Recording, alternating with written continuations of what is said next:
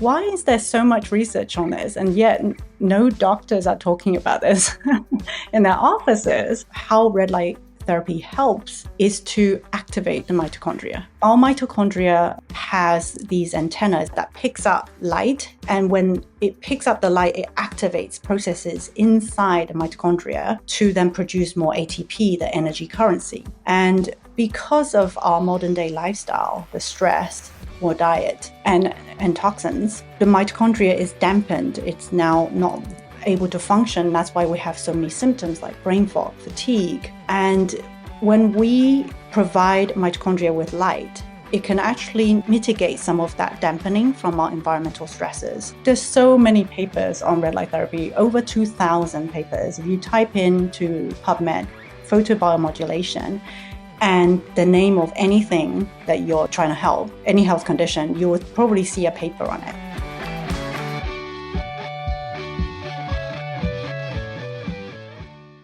Hey everyone, with January and New Year's resolutions on the horizon, so are detoxes. But detoxing deserves a total rebrand. Detoxing isn't about limiting your body or some gimmicky juice cleanse. Rather, you should focus on what you're putting inside your system. There are little ways to detox every single day that don't involve any sort of extreme cleanse. And in this episode, Dr. Viv shows us how. With that, enjoy the show. Dr. Viv, welcome. Thank you so much, Jason, for having me. It's such an honor to be here. Well, it's such an honor to have you on the show. I've really enjoyed your content on Instagram for some time now. So I am so excited that you're finally with us. And why don't you start by telling us a little bit about your medical background and your personal story, which is quite powerful. Oh, thank you so much. And I love the work you're doing with mindbodygreen, by the way. You're putting so much amazing information and helping so many people. So yeah, it's super honored to be here. And so for those that don't know me, my name is Dr. Viv, Vivian. I go by Dr. Viv on social media because that's what people call me. But I'm a conventionally trained MD. I went to medical school in the UK. And I am a big proponent of science and using science as the guiding light to help people with their health.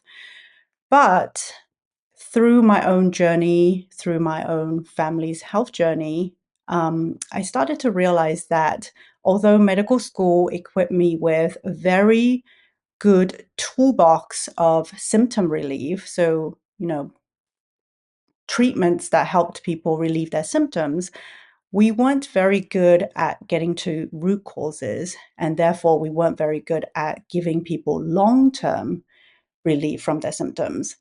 Um, so I started to get disillusioned. I felt like I was prescribing a pill for every ill, and my patients will come back to me year after year and they end up with more and more medications. And sometimes I was prescribing just to treat the side effects from the medication I gave them previously. But really, things came to a head when I had my daughter. And that was kind of the biggest epiphany for me when everything in my world turned upside down.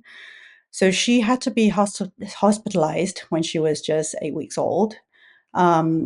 She completely stopped feeding. I was breastfeeding her, and she would latch on and then come off, arch her back in pain and cry.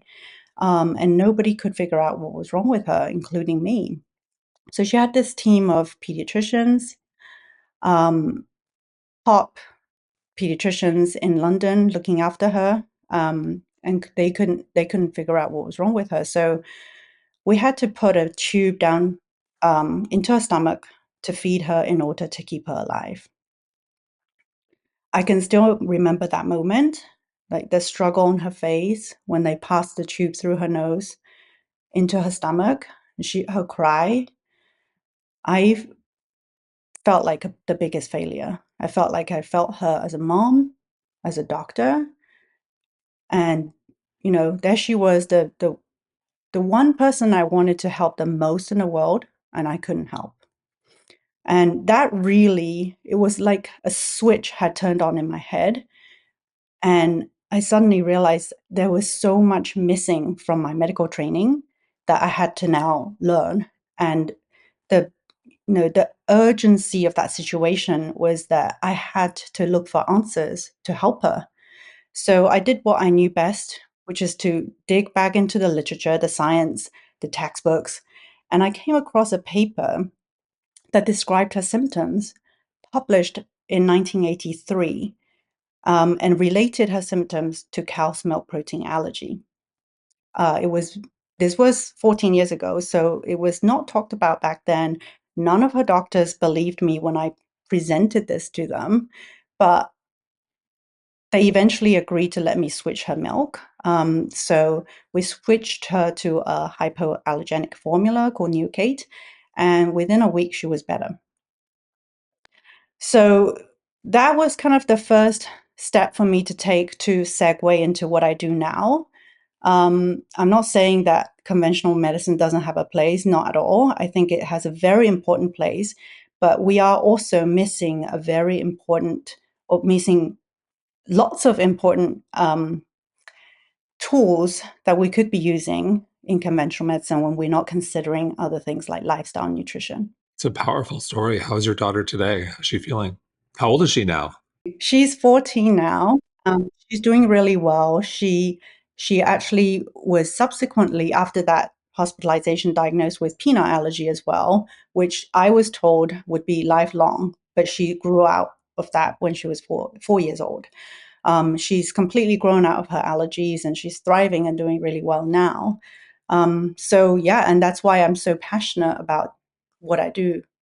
So was there something, was there a specific protocol that helped her grow out of the allergy? We could talk about allergies all day. I'm going to summarize it. This is my personal belief through all the research that I've done and read. And if you ask allergists, they will still tell you that, there's no scientific backing for that. But I truly believe that our immune system is overwhelmed by the 85,000 chemicals that are in our environment. Um, that our bodies are not meant to recognize these chemicals. And it's really hard to actually avoid these toxins now that are in our everyday products. Not only that, we're under immense amounts of stress. We're not eating, our food system is not focused on whole foods. We are, processed food is cheaper than whole foods. And so we're undernourished. And all of these things come together to now throw off our immune system. And the immune system is confused and it needs nutrients. And depending on your genetic predisposition, it may manifest as allergy or it may manifest as autoimmune disease, which is also an exploding epidemic. Um, and it's the interplay between our genes, our environment, and our lifestyle that kind of ultimately culminate into a disease, which it's a label, but it's just a label. We need to remove that label and look at what's going on underneath of that's contributed to this label. And so that's what I did with my daughter. I kind of looked into why would she develop this really rare form of allergy when I didn't have any allergies myself? And, I came through papers that talked about how mercury can tip your immune system towards the more allergenic arm. I had 5 amalgam of silver fillings, that are 50% mercury. And also lots of different papers on how phthalates, which are common chemicals found in personal care products, household cleaning products, can also tip the immune system towards a more allergenic arm. And these were things that I was exposed to every single day when I was pregnant with her. And, I believe that these things then kind of not transform is not the right word, but tipped her immune system towards the more allergenic arm, so that when she was exposed to cow's milk protein, she started to react to it because she didn't recognize it as food anymore. Her immune system was confused. And so the first thing I did was to clean out our environment. So to reduce the exposure to all these chemicals that could be upsetting her immune system. Um, and then it was, and then we moved to supporting nutrition. So, as well as reducing exposure, it's really important to also think about supporting the detox pathways, because we can't avoid toxin exposure 100% now. It's impossible, and if we tried, we will be end up really stressed. So, reducing exposure where I can and increasing the support of the detox organs, adopting lifestyle changes that helped these detox pathways run more smoothly. That's kind of like the big picture of what I did. So, as you mentioned, environmental toxins are everywhere, 85,000 or so chemicals, impossible to avoid all of them. What are some of the biggest culprits in terms of toxins that we should try to avoid at all costs? Yeah, so the endocrine disruptors are kind of a group of chemicals that have probably the strongest evidence in disrupting our hormones. So that can result in fertility issues, menstrual issues, blood sugar dysregulation, and also it has an impact on our immune system too. So these include things like BPA, phthalates, um, and also PFAS. So this is there's a lot of information and press coverage on PFAS now. So perfluoroalkyl substances. This is a group of several thousand chemicals that are commonly known as the chemicals you use to make Teflon, so the non-stick pans. They make your pans non-stick. And they are also found in waterproofing things. So those are the endocrine disruptors, probably the biggest group. And then I would also include heavy metals as well. And so, if I'm in my home right now, and I'm going to do an inventory in my kitchen, in my bathroom, what are some of the most common items? You mentioned the nonstick pan. Where else should I look to ensure no BPA, no PFAS, to make sure I'm set up for success? Yeah, I love that question. So I would look at what you're intaking the most, what you're coming into, what you're being exposed to the most, right? And that's our air and water. That's air and water. So, in your air, what are you putting into your air that could be releasing endocrine disruptors in, and therefore you're breathing it in? So, air fresheners this time of year, very common, right? People want their homes to smell like apple spice or whatever it is that they spray. But these air fresheners are very common sources of endocrine disruptors like phthalates. So that would be the first thing to go. And then candles. I know people are going to hate me for saying this. And I personally love candles too, but that can also be a source of carcinogens like benzene, toluene, formaldehyde, and also phthalates. So look for better products. I love candles too. And if you're using it for ambience, you can look for flameless ones, or you can look for soy, beeswax. Those are better. And when it comes to fragrance, so fragranced products are very commonly laced with phthalates because phthalates fixes the scent to the product. And so if you have a shower and then 5 hours later you're still smelling like your shampoo or your conditioner, there's probably phthalates in that that's making that scent stick. So that's where I'm going next, which is personal care products, because I think women, we are marketed to use a ton of personal care products, and I really don't feel like we need that many to start off with. But a lot of them, like perfumes, again, are full of endocrine disruptors. So really kind of, and I don't mean go out there and throw everything you have in your bathroom in the trash, not at all. I would start with something that covers a big surface area first. So, for example, your body products, or something that's in an area that you use that is the skin is very thin and it's very easy to absorb. So around the eye area or in the intimate area in the private parts. So yeah, those are probably the first places I would go to. So essentially, for personal care products, look for clean labels. Go to brands you trust, look for clean labels. Yes. And you guys actually do a really good job. I love your clean beauty shares because it is a minefield trying to vet personal care products, right? You there's a lot of nuance in ingredients. And so you really need someone who knows what they're doing to vet these products. So thank you for doing that for us. Well, thank you. We take a lot of pride, and I'll give a shout out to our incredible beauty director, Alex Engler, who also has a show, if you really want to go deep on beauty, Clean Beauty School, that I encourage everyone to listen to. Yes, I listen to that show, so I love it. And so she is phenomenal.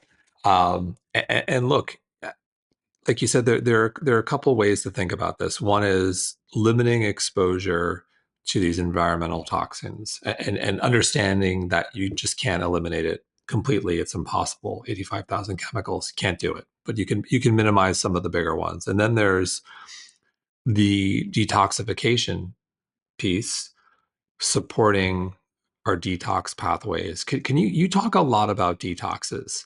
So how would you describe at the highest level your view on detoxification compared to everyone else? The detox industry is $50 billion. $50 billion, and the weight loss industry is $200 billion. And what do these two industries have in common? They both provide or sell these products that offer um, the promised land of quick fixes, which are very attractive, but they don't deliver long-term results, unfortunately. And that's why people keep going back and trying detox after detox. They try one, they try one next year, or maybe they try 3 times a year. And the same goes for weight loss, right? We know that most weight loss products or diets on the market don't work, and yet people keep going back to them because, they are marketed as quick fixes. But here's the thing, right? These toxin exposures, when unless you're involved in a chemical spillage where you're exposed to a huge amount acutely, we're mainly talking about everyday low dose exposures where you're not going to see a dramatic difference in your how you feel from day to day, but over years, that's where you might start to notice symptoms. And what happens is that when these toxins come into our body and our detox capabilities are exceeded, these toxins now start to be stored away. They're stashed away by the body. The body is very intelligent to protect us from these chemicals that may be damaging our major organs. So the common places they go to is fat. And studies have shown that when people lose weight rapidly, their blood levels of toxins like pesticides go up. And that then can dampen their metabolism. And that's why weight loss often stalls, because these chemicals are now coming in and altering your metabolism, making weight loss even harder. So if you want to lose weight, you actually need to support your detox organs and eliminate those release toxins.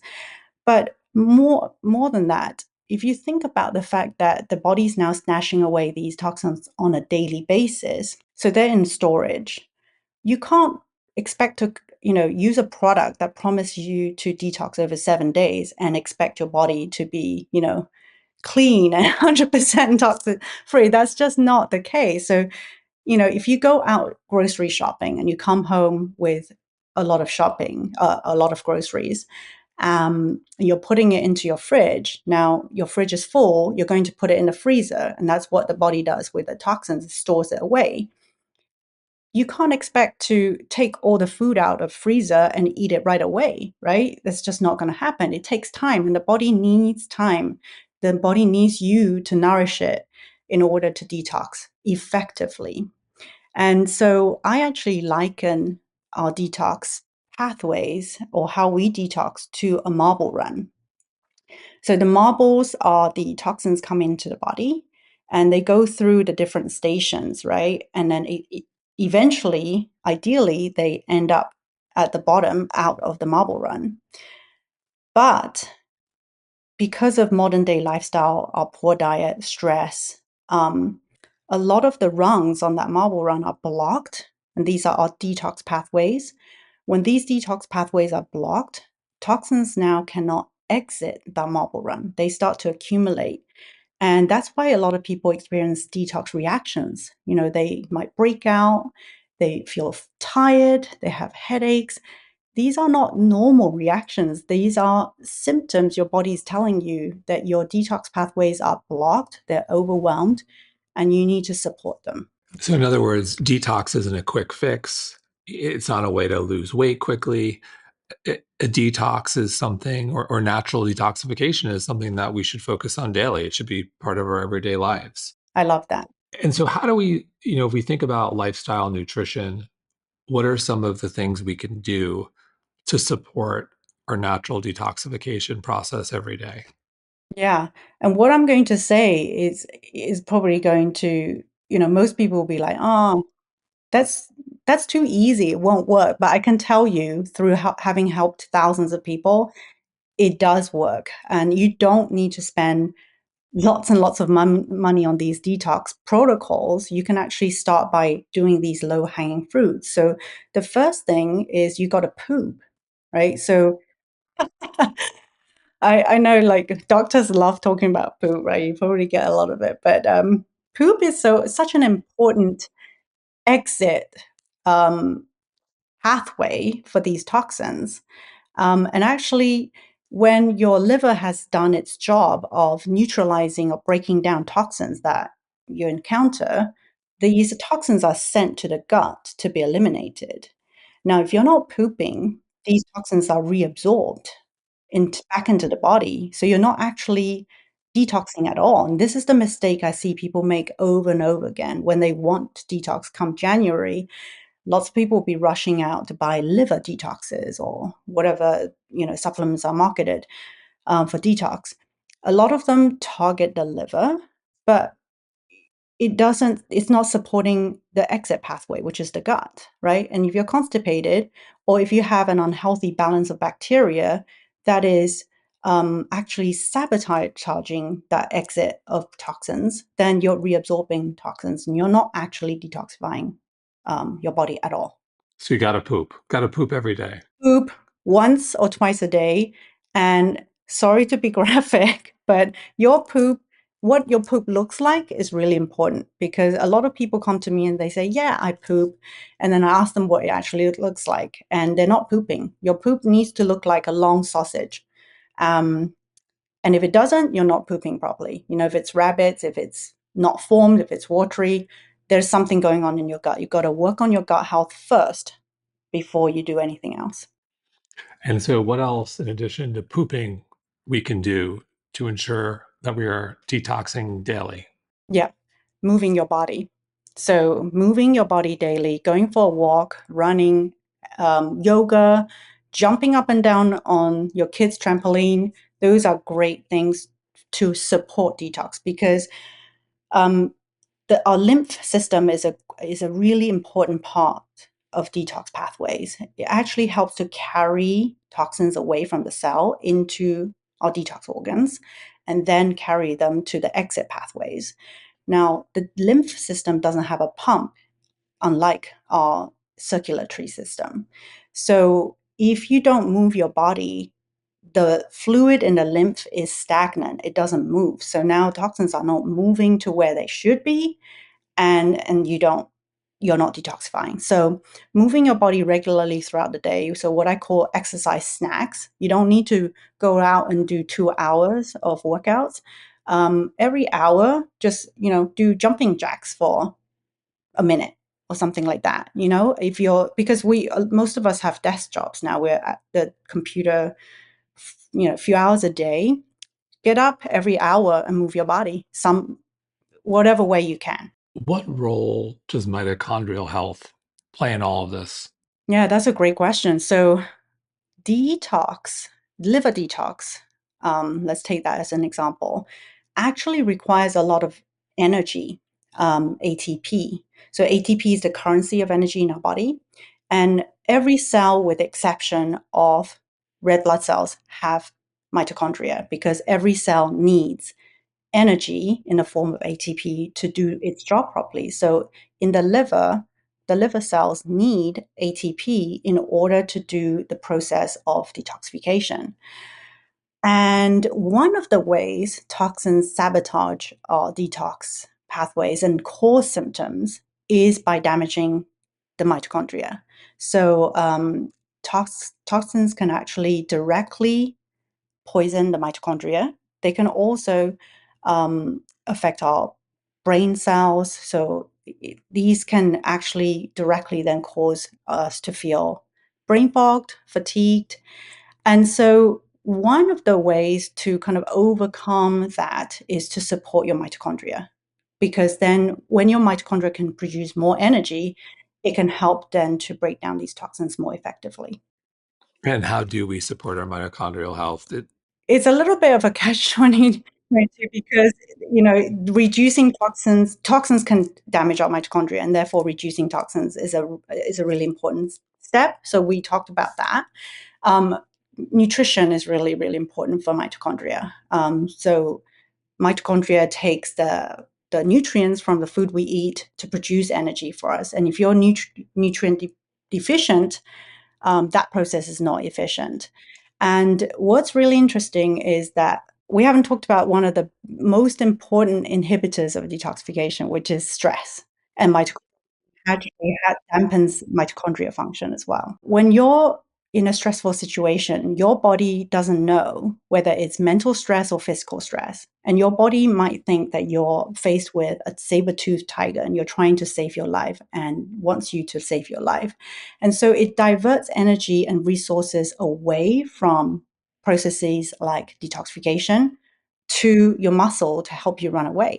And so when you're stressed out, your detox pathways are actually down regulated. And so, no matter how much supplements you push now on that detox organ, you're only going to go as far. So, it's a little bit like driving on the freeway in first gear, right? Stress caps your car in that first gear. So, no matter how hard you push that gas pedal, you can't go very far. So, that's actually the first step I have all my clients tackle is stress. I know I talked about poop first, but stress is actually really, really important. Um, and stress actually also downregulates your mitochondria function. So that's actually, a really key thing to tackle before you jump into supplements. And so you got to manage your stress, got to move, and nutrition. And without going down the rabbit hole, we'll go down a little bit. What is, in your opinion, the best diet or best foods to support mitochondrial health? I don't believe that there is one diet that's best for everybody. Well said. I agree. We are all bio-individual. We have different genetics and we have different genetic variations. And so, I believe that we need a diet that is very plant rich, full of high quality protein and high quality fats, whole food fats, ideally. And, we need to focus more on how many antioxidants and how much fiber we can get into our diet rather than calorie counting or no, you must subscribe to the vegan diet or the paleo or the keto, right? I think if we can just look at the pillars of what our body needs, that gives us a lot more information on what type of food we should be incorporating every day rather than subscribing to a school of diet. Eat real food. Exactly. Fundamentally, eat real food that your grandma would recognize and get lots of antioxidants in, and that's usually found in plants. I think the larger point we talk about environmental toxins, 85,000 chemicals. It's just hard to avoid all of them. And it's hard to manage stress sometimes. And sometimes it's, hard to move. It's maybe hard to eat right. And then I think about cutting edge modalities, technology, and I want to segue to red light therapy, which is very interesting, and specifically what you're doing with Loombox. I think it's fascinating, and my wife Colleen loves it. So So happy to hear that. She does, and she is a tough customer.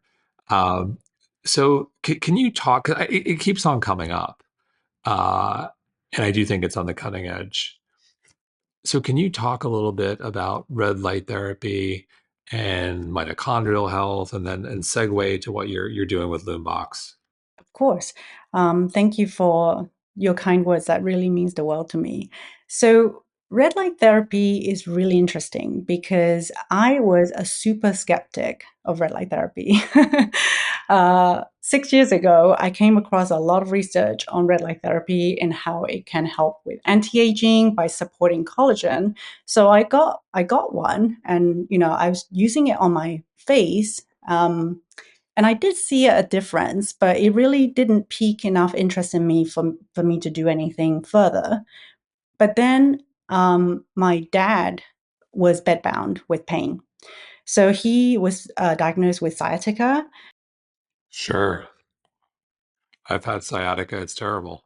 It's terrible. I'm sorry to you had to go through that, but hopefully you're better now. All good. It led me to yoga, and it was the the inspiration for starting mindbodygreen. So it all Oh, worked. okay. Wow, that's amazing. Yeah, silver lining, right? So anyway, he was bedbound for 3 weeks. He was put on maximum anti-epileptic medication to manage the pain relief, and nothing worked. So I flew home. I now live in California, but my parents are still back in the UK.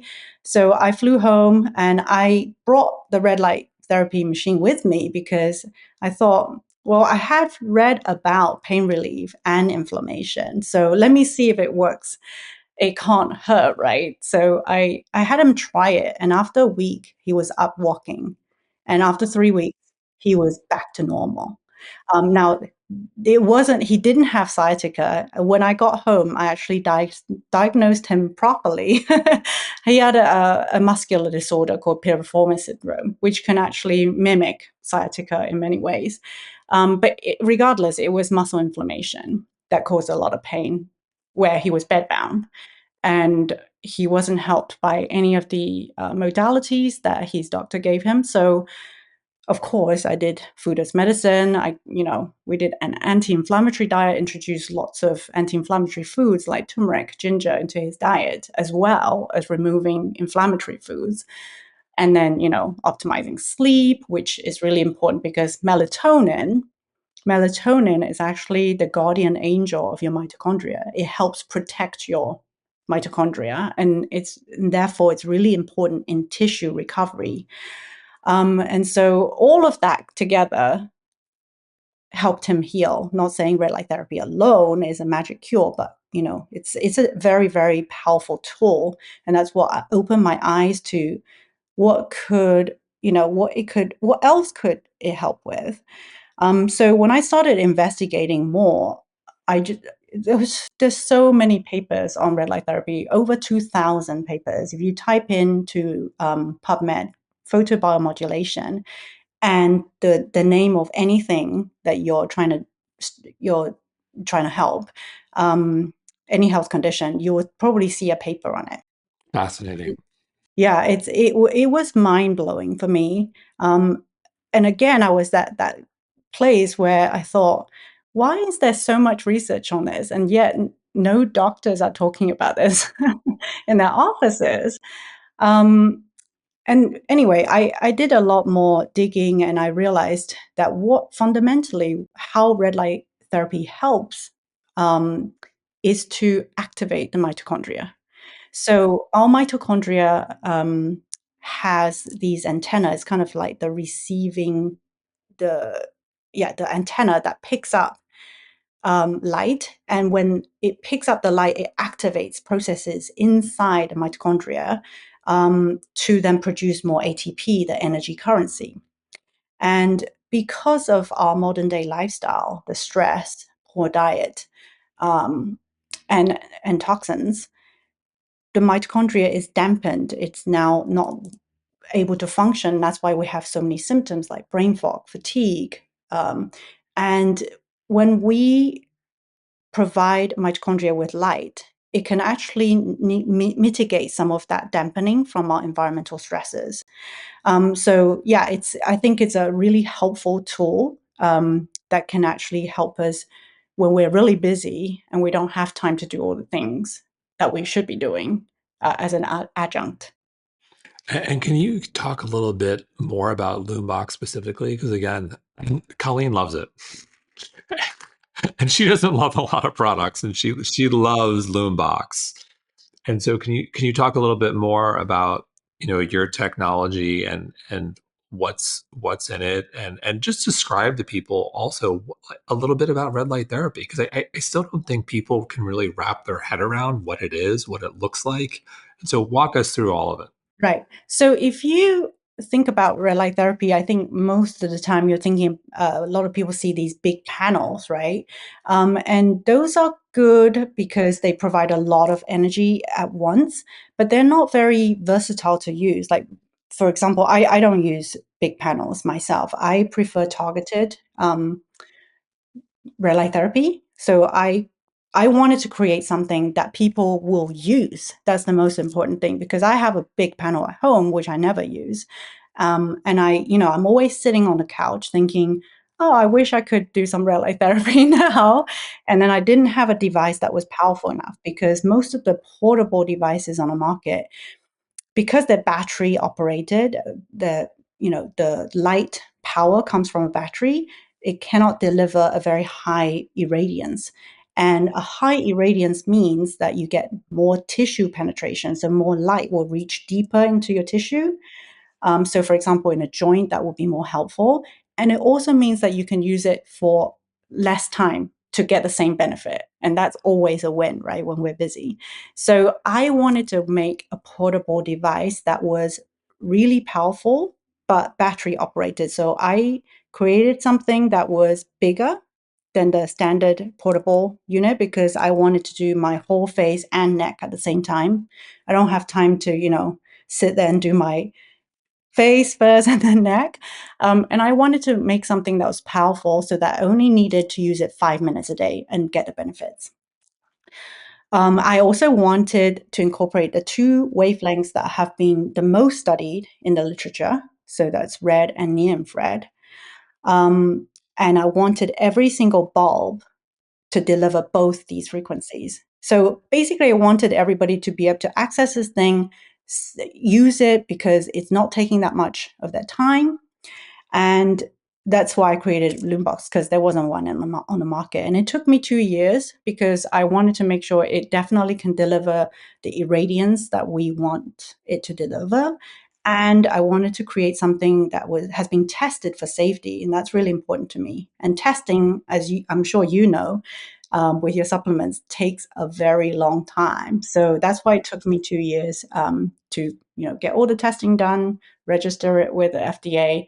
And yeah, I love it because it's so portable, it's so versatile. I use it on my face in the morning for anti-aging because it's been shown in studies to boost collagen production, so it can help with elasticity and improve the appearances of wrinkles, fine lines.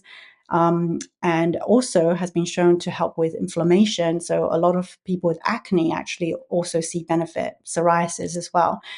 And then I also use it throughout the day for like joint pain. So I sit a lot doing Zoom calls. So my neck gets stiff and I, take my break and do some red light therapy. I put it over my neck. Or if I work out and I have sore muscles, sore joints, I use it on that.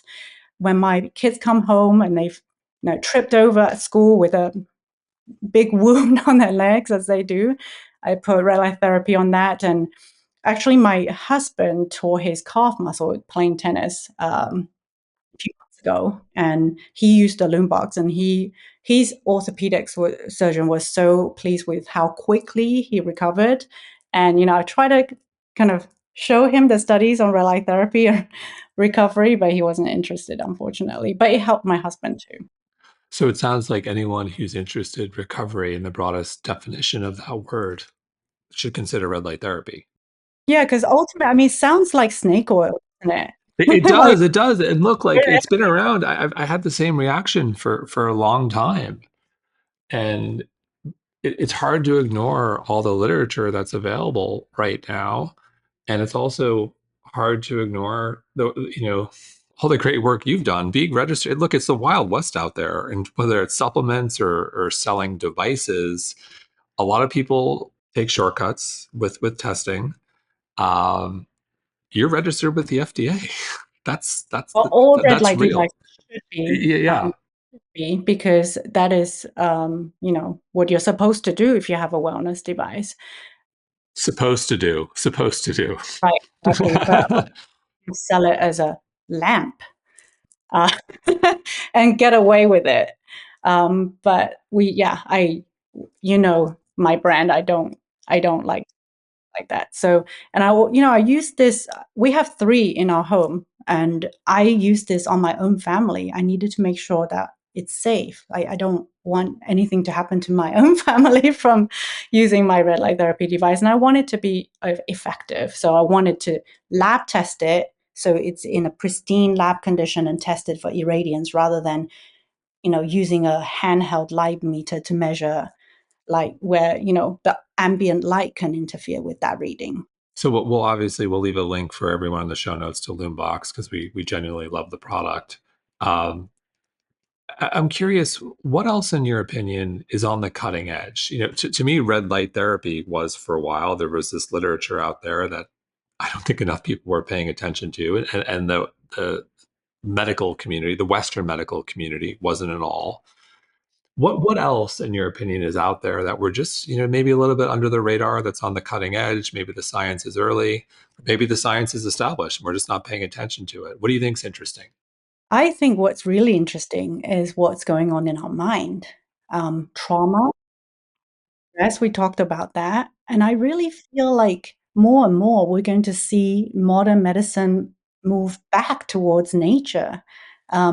Take hints from nature. Like we're now talking about the microbiome and soil health, which is so amazing, right? This is where we've been moving further and further away from nature for a while. And that's great. I love medical intervention, like antibiotics absolutely save lives, and a lot of medical interventions do. But I do think that now we're at a point where we do need to move more back towards nature, where we came from.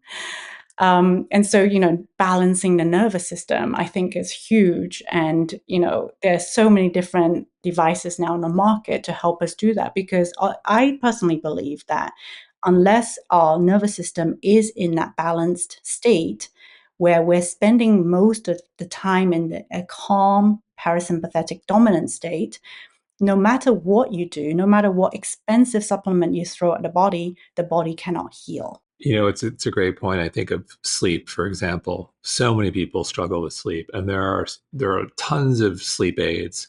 There's great technology. There are great routines. All these things you can do to try to set yourself up for a good night of sleep. But good sleep starts in the morning, and there is significant research that suggests one of the best things you can do for sleep is to get sunlight in the morning. Yes, Coming yes, back to nature, pretty simple. Get sunlight first thing in the morning. It's critical. absolutely.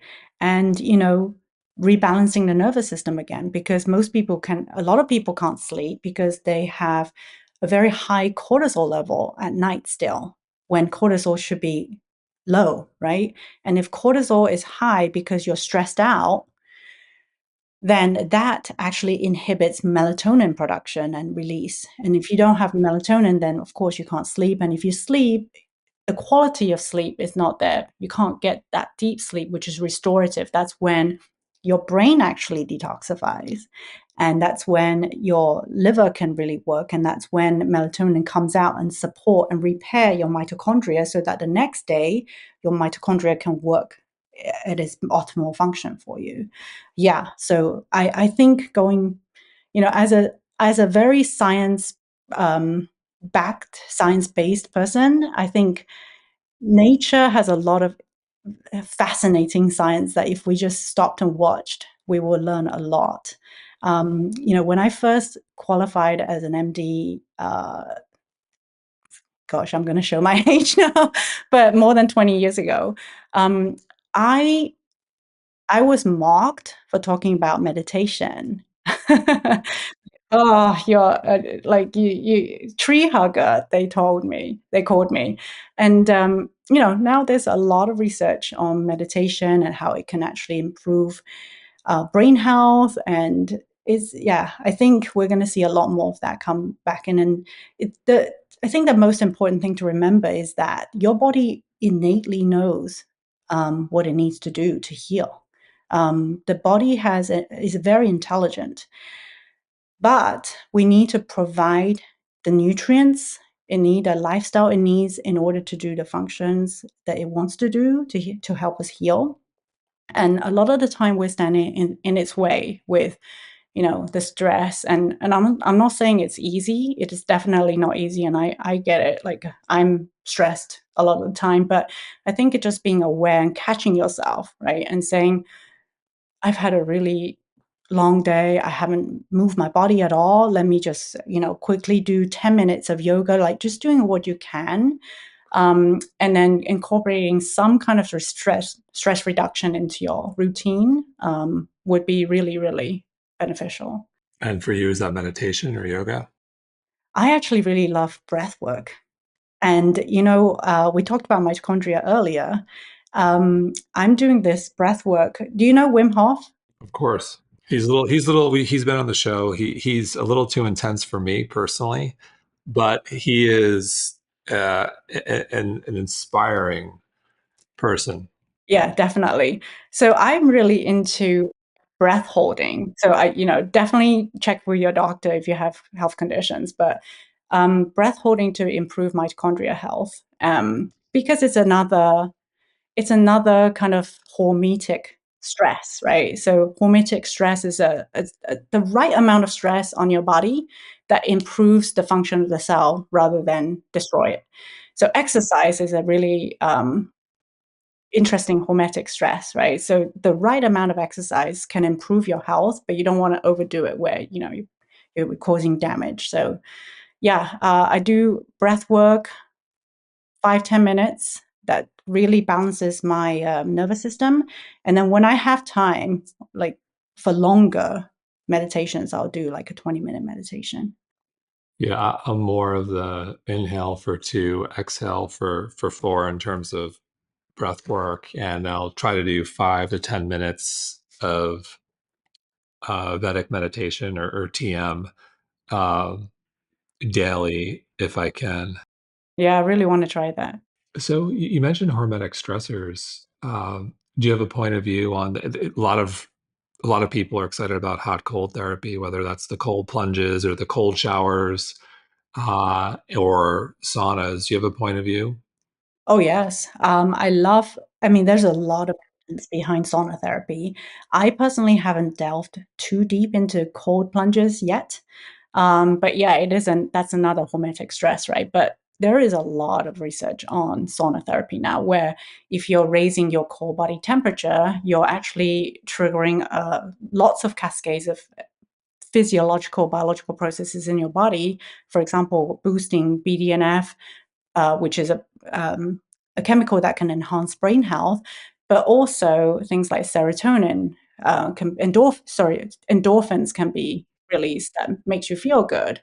Um, there's lots of studies showing it can help with cardiorespiratory systems. So I'm a big fan of sauna therapy. It's funny, all the studies are out of Finland. They have the monopoly on sauna studies. And yeah, that one I think is very interesting, and there is a lot of supporting research.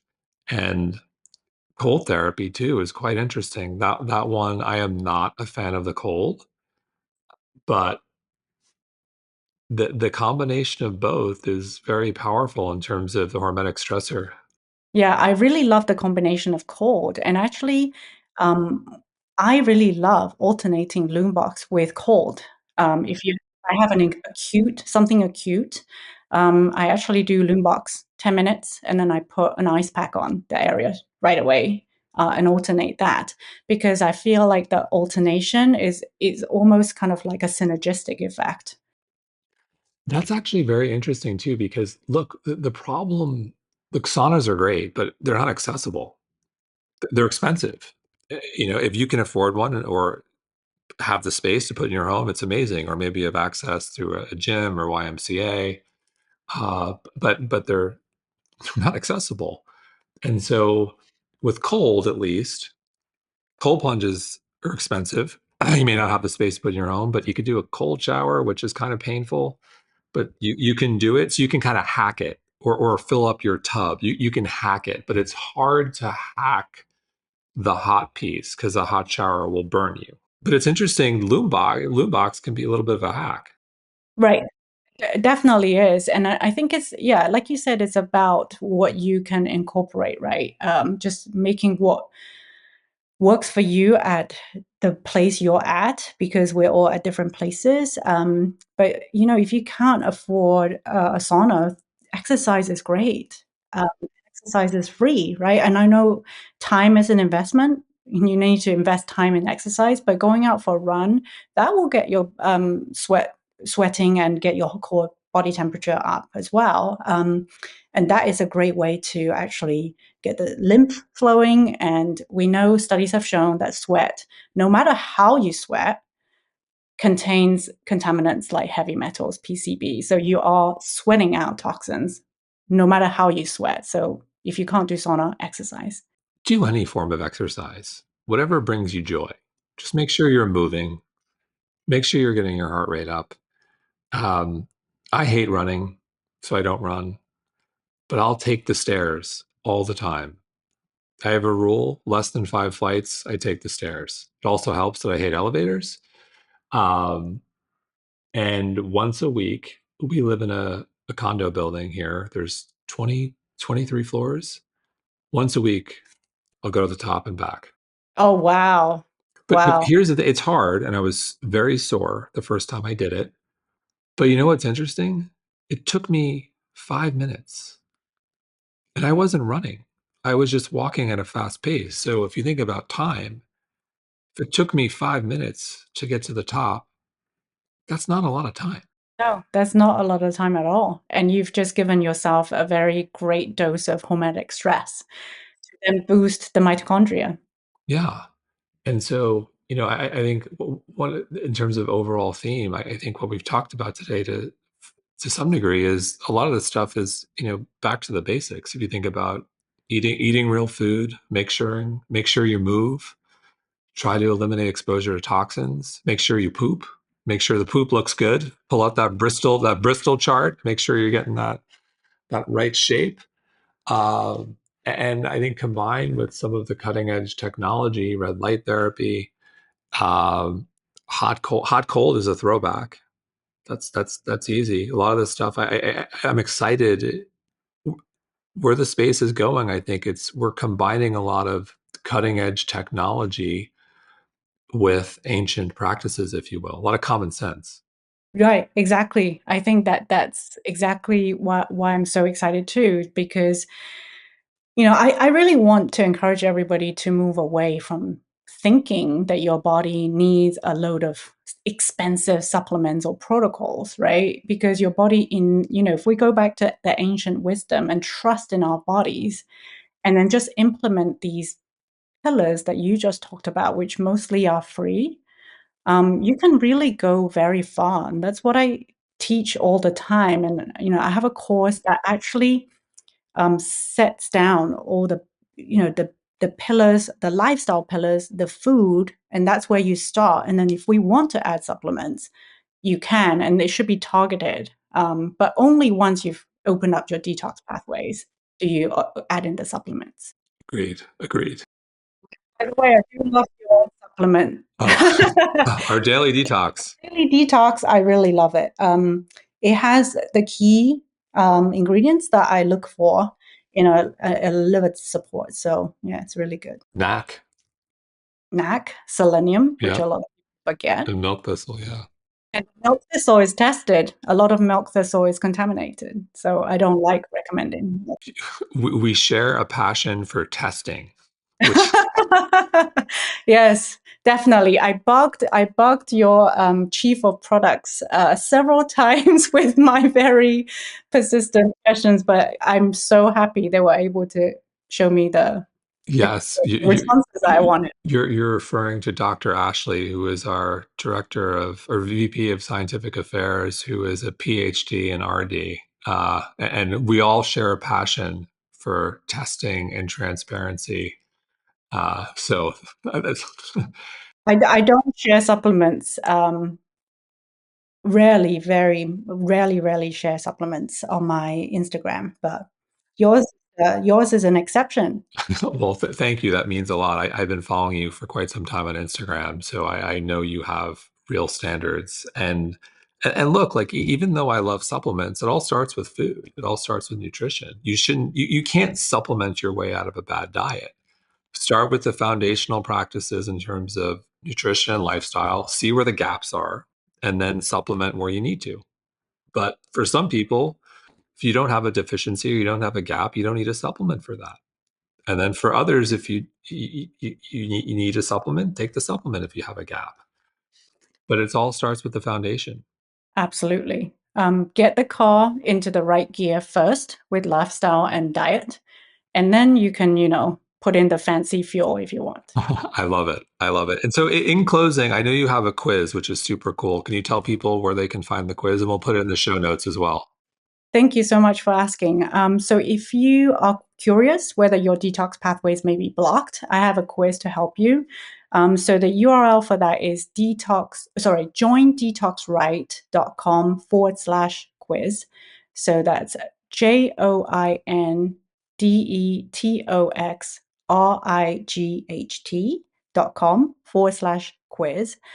So if you take that quiz, you will get an answer as to whether your detox pathways are blocked. And then I actually have a lot of tips and educational videos that teaches you things like, what your poop should look like, how you support your liver, to actually help you unblock those detox pathways. Well, I, for one, my detox pathways are super blocked.